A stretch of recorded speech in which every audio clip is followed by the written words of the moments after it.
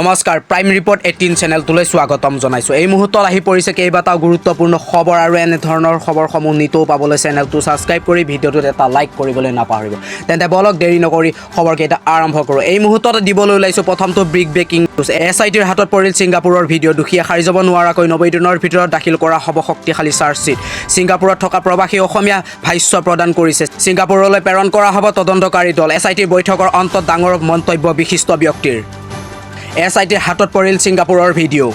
অমিত প্ৰভাৰ মোবাইলত থকা ভিডিঅ'খিনি এডিট কৰা হৈছিল নেকি? 90 দিনৰ ভিতৰত দিয়া হ'ব শক্তিশালী চাৰ্জশ্বীট। দিবলৈছো পৰৱৰ্তী খবৰ। জুবিন গাৰ্গৰ ন্যায়ক লৈ কোনো ধৰণৰ কম্প্ৰমাইজ কৰা নহ'ব। জুবিন গাৰ্গে ন্যায় পাবই, অসমৰ ৰাইজে ন্যায় পাবই। ডাঙৰ মন্তব্য মন্ত্ৰী পীযুষ হাজৰিকাৰ। জুবিন গাৰ্গে ন্যায় পাবই। জুবিন গাৰ্গৰ ন্যায়ক লৈ কোনো ধৰণৰ কম্প্ৰমাইজ কৰা নহ'ব। অসমৰ ৰাইজে ন্যায় পাবই। জুবিন গাৰ্গৰ পৰিয়ালেও ন্যায় পাব। দোষীয়ে কঠোৰতকৈ কঠোৰ শাস্তি পাব।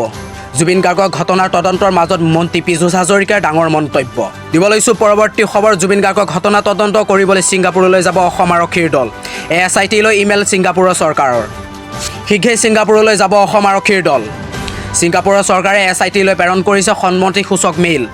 অসমৰ পৰা কিমানজন আৰক্ষী যাব, কোন যাব, সকলো তথ্য বিচাৰিছে।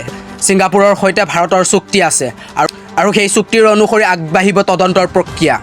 ছিংগাপুৰৰ আৰক্ষীয়ে সমগ্ৰ ঘটনাৰ নিজাববীয়াকৈ চলাইছে তদন্তৰ প্ৰক্ৰিয়ালৈ এক প্ৰকাৰ সন্তোষ প্ৰকাশ কৰিছে বিশিষ্ট ব্যক্তিৰ দলে। দিবলৈছো পৰৱৰ্তী খবৰ। কাইলৈ আদালতত হাজিৰ কৰা হ'ব শ্যামকানু মহন্ত আৰু সিদ্ধাৰ্থ শৰ্মাক। অন্ত পৰিল CIDৰ জিম্মাত মাধ্য। CIDৰ কাৰ্যালয়ত উপস্থিত হ'ব সুস্মিতা গোস্বামী, দেৱজ্যোতি হাজৰিকা আৰু প্ৰীতম ভূঞা। কাইলৈ আদালতত হাজিৰ কৰা হ'ব শ্যামকানু মহন্ত আৰু সিদ্ধাৰ্থ শৰ্মাক। অন্ত পৰিব CIDৰ জিম্মাৰ মাধ্য।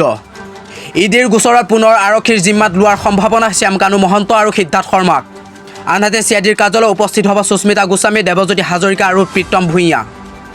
আদালতত জমাবন্দী কৰিব অভিমন্যু তালুকদাৰ আৰু তন্ময় ফুকনে।